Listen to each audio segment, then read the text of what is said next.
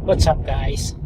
We'll try our luck for today. Today is Sunday, so we'll see if we can catch some fish fresh from the ocean. On the way na tayo ngayon sa ating destinasyon. Ang ating favorite spot. We'll see if we can catch some big fish.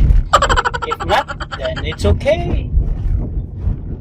We're just having fun. No big deal.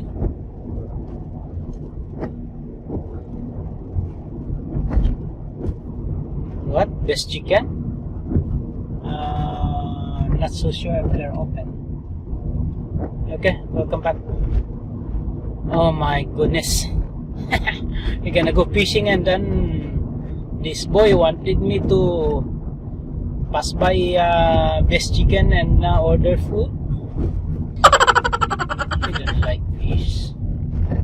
That's the problem. He likes chicken. Okay, guys, this is our spot. This is where we can catch some big fish. I always get Big Mama in here.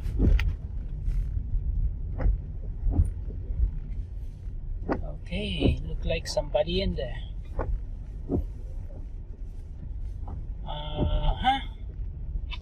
Yeah.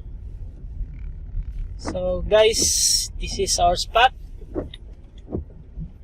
Just beside the road. See if we can catch biggest fish of our life.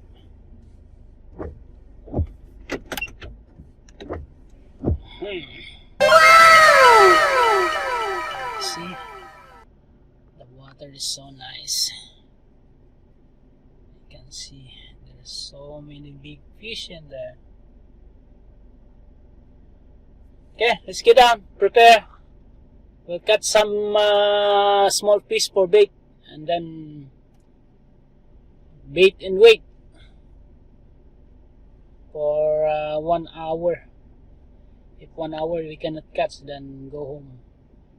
Okay, let's do it. Text ko lang pala yung gamit ko. Ito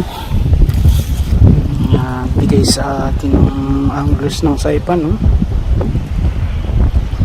Shimano FX and 6,000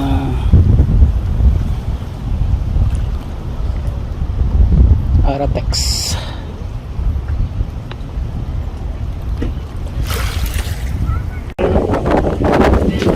Poisonous. Okay, 1, 2, 3. Wow. Oh, it's nice. Oh, wow, it's very blue in the background. Okay, what time you think? Oh, you're gonna finish now? Yeah, I'm gonna go. Using 2. I make me want to here. Now when you guys go swimming, you can cook that one. Okay. The one half. Thank you very much. Alright, thank you too. Do you need my name? No, it's okay. It's just Anonymous. yeah. Anonymous. Thank you. Thank you. Oh, do you want sticker? Actually I have. You have fish? Yeah. Okay.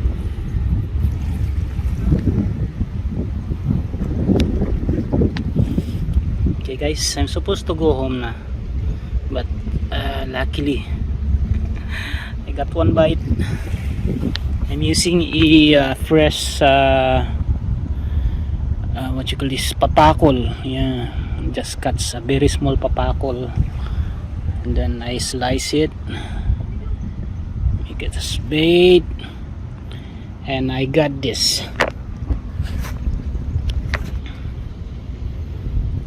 Do you have pie chart? Yeah.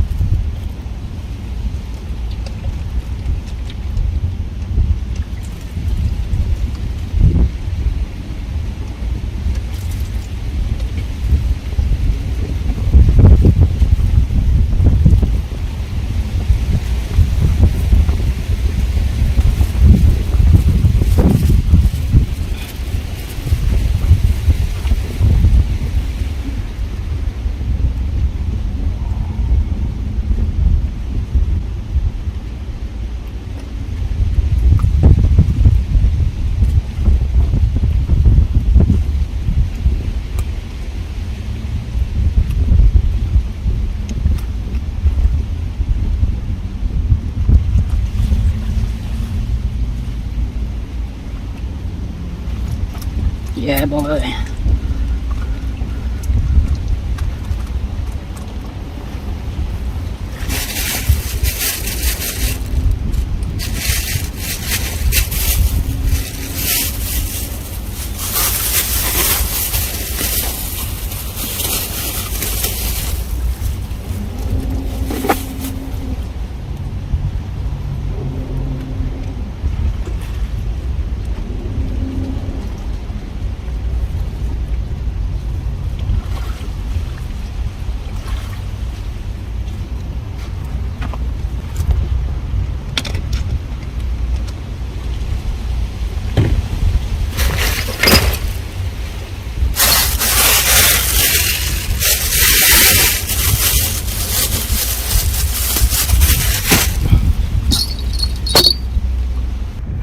Thank you, dagat.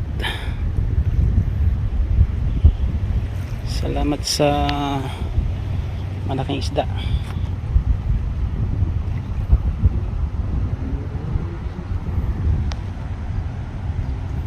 Okay, how messy is this?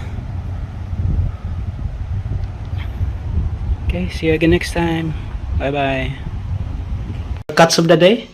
Yeah, Almost 3 pounds, huh? my whole head. Yeah. Now we have food for 1 week. I didn't do that. Don't stress the fish, and then it will taste good. Right? Yeah. So nice. The heaviest catch of all time. The talakito.